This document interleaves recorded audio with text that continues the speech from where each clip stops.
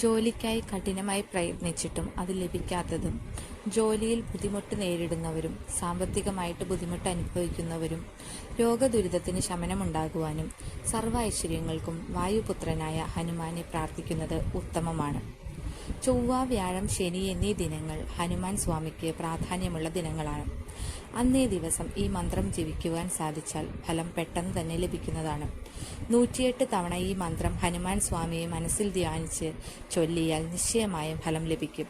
തീവ്ര ശ്രീരാമ ഭക്തനാണ് ഹനുമാൻ സ്വാമി എന്നറിയാമല്ലോ.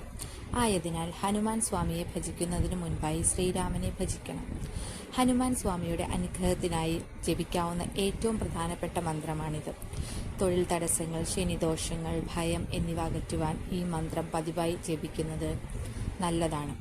മന്ത്രം ഇതാണ്: ഓം ശ്രീ വജ്രദേഹായ രാമഭക്തായ വായുപുത്രായ നമോസ്തുതേ. മന്ത്രം ഒരിക്കൽ കൂടി: ഓം ശ്രീ വജ്രദേഹായ രാമഭക്തായ വായുപുത്രായ നമോസ്തുതേ.